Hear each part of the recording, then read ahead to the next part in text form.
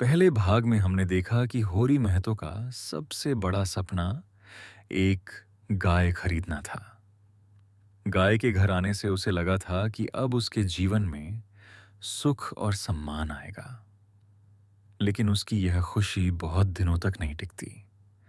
प्रेमचंद यहीं से कहानी को एक ऐसे मोड़ पर ले जाते हैं जहां पाठक भारतीय किसान के वास्तविक संघर्षों को गहराई से महसूस करने लगते हैं। होरी के भाई हीरा के मन में पहले से ही ईर्ष्या थी। उसे लगता था कि होरी ने गाय खरीदकर गांव में अपनी प्रतिष्ठा बढ़ा ली है। धीरे धीरे यह ईर्ष्या गुस्से में बदल जाती है। एक रात गाय अचानक बीमार पड़ जाती है और कुछ ही समय बाद मर जाती है। गांव में चर्चा फैल जाती है कि गाय को जहर दिया गया है। लोगों को संदेह होता है कि यह काम हीरा ने किया है। धनिया को भी विश्वास हो जाता है कि गाय की मृत्यु के पीछे हीरा का हाथ है। वह बहुत क्रोधित होती है और चाहती है कि सच सबके सामने आए। लेकिन होरी अपने भाई के खिलाफ बोलने को तैयार नहीं होता। वह परिवार की इज्जत बचाने के लिए सच्चाई छिपा लेता है। उसके लिए परिवार का सम्मान अपने व्यक्तिगत नुकसान से अधिक महत्वपूर्ण है। गाय की मृत्यु के बाद मामला पंचायत तक पहुंचता है।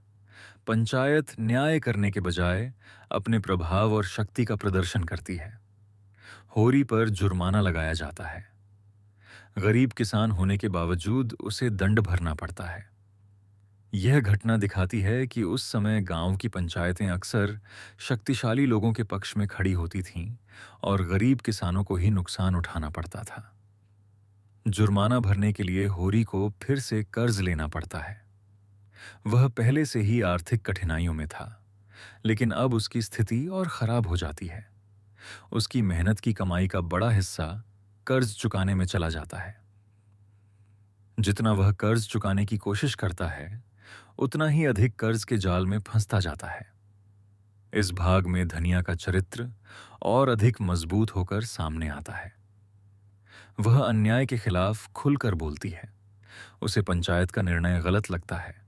वह सवाल उठाती है कि गरीबों को ही हर बार सजा क्यों मिलती है। धनिया की बातों में एक साधारण ग्रामीण महिला की पीड़ा और साहस दोनों दिखाई देते हैं। प्रेमचंद इस प्रसंग के माध्यम से समाज की कई कमजोरियों को उजागर करते हैं। भाई भाई के बीच ईर्ष्या, पंचायत का पक्षपातपूर्ण व्यवहार और गरीब किसानों का शोषण, ये सभी समस्याएं कहानी का महत्वपूर्ण हिस्सा बन जाती हैं। गाय की मृत्यु केवल एक पशु की मृत्यु नहीं है। यह होरी के सपनों के टूटने का प्रतीक है। जिस गाय को उसने सम्मान और सुख का साधन समझा था, वही उसके लिए नई परेशानियों का कारण बन जाती है। फिर भी होरी हार नहीं मानता। वह मेहनत करता रहता है और उम्मीद बनाए रखता है कि एक दिन उसकी स्थिति सुधरेगी। इस भाग के अंत तक होरी का आर्थिक बोझ बढ़ चुका है। परिवार पर संकट के बादल मंडरा रहे हैं, लेकिन असली चुनौती अब भी बाकी है, क्योंकि जल्द ही उसके बेटे गोबर और झुनिया की कहानी पूरे परिवार के जीवन को बदलने वाली है। भाग 3 में गोबर और झुनिया का प्रेम, झुनिया का होरी के घर आना और समाज के विरोध के बीच धनिया का साहसिक, गाय की मृत्यु और बढ़ते कर्ज के बीच होरी का परिवार पहले ही अनेक कठिनाइयों का सामना कर रहा था। इसी दौरान होरी का बेटा गोबर गांव की एक युवती झुनिया के संपर्क में आता है। झुनिया भोला ग्वाले की बेटी है। दोनों के बीच धीरे धीरे प्रेम विकसित हो जाता है। गोबर अपने पिता की तरह दब्बू और परिस्थितियों से समझौता करने वाला नहीं है। वह नई सोच रखने वाला युवक है। वह जाति पाति और सामाजिक बंधनों को उतना महत्व नहीं देता जितना गांव के लोग देते हैं। झुनिया भी सरल और संवेदनशील लड़की है। दोनों एक दूसरे को पसंद करने लगते हैं और उनका रिश्ता गहरा होता जाता है।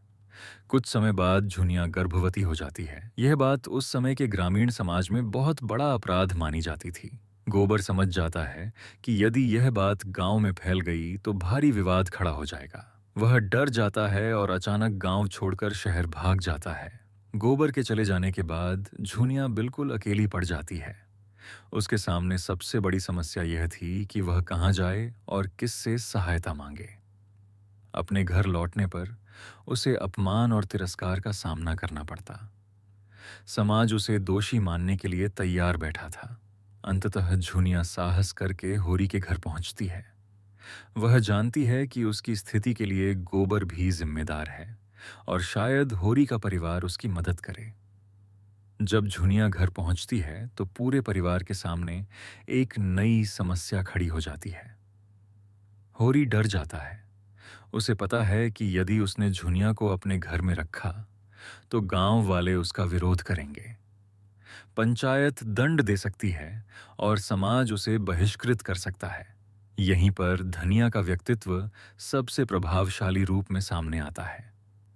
जब गांव के लोग झुनिया को घर से निकालने की सलाह देते हैं, तब धनिया इसका विरोध करती है। वह कहती है कि एक असहाय और गर्भवती लड़की को घर से निकाल देना सबसे बड़ा अन्याय होगा। धनिया के लिए इंसानियत समाज के नियमों से बड़ी है। वह झुनिया को अपनी बेटी की तरह अपनाने का निर्णय लेती है। यह फैसला आसान नहीं था, क्योंकि इससे पूरे परिवार को सामाजिक और आर्थिक दंड भुगतना पड़ सकता था। धनिया की यह करुणा और साहस उपन्यास के सबसे प्रेरणादायक प्रसंगों में से एक है। प्रेमचंद यहाँ दिखाते हैं कि सच्ची मानवता वही है जो कठिन परिस्थितियों में भी दूसरों का साथ न छोड़े। जैसा कि होरी को डर था, गांव के लोगों ने इस घटना का विरोध शुरू कर दिया। पंचायत ने इसे सामाजिक नियमों का उल्लंघन माना। लोगों ने होरी के परिवार की आलोचना की और उन्हें अपमानित करने की कोशिश की। होरी एक बार फिर समाज और परिवार के बीच फंस जाता है। वह झुनिया को निकालना नहीं चाहता, लेकिन पंचायत के भय से परेशान रहता है। दूसरी ओर धनिया अपने निर्णय पर अडिग रहती है। पंचायत द्वारा फिर से जुर्माना लगाया जाता है। पहले से कर्ज में डूबे होरी पर एक और आर्थिक बोझ आ जाता है, लेकिन इसके बावजूद परिवार झुनिया को घर से नहीं निकालता। उधर गोबर शहर पहुंच जाता है। शहर का जीवन गांव से बिल्कुल अलग है। वहां उसे नए अनुभव मिलते हैं और वह समझने लगता है कि समाज केवल गांव तक सीमित नहीं है। वह मेहनत करके अपनी पहचान बनाने की कोशिश करता है। शहर में रहते हुए गोबर के विचार और अधिक आधुनिक हो जाते हैं। वह समझता है कि समाज के कई नियम केवल कमजोर लोगों को दबाने के लिए बनाए गए हैं। धीरे धीरे उसके भीतर आत्मविश्वास बढ़ने लगता है। इस भाग में प्रेमचंद प्रेम, मानवता और सामाजिक रूढ़ियों के संघर्ष को प्रस्तुत करते हैं।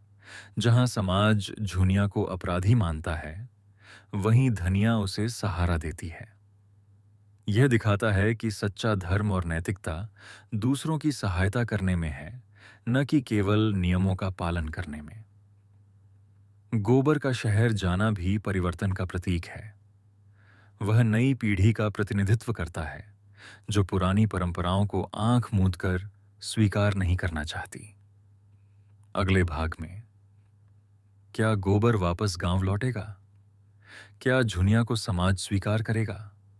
और क्या होरी कर्ज और पंचायत के दबाव से कभी मुक्त हो पाएगा? इन सवालों के जवाब लेकर आएगा गोदान। भाग 4।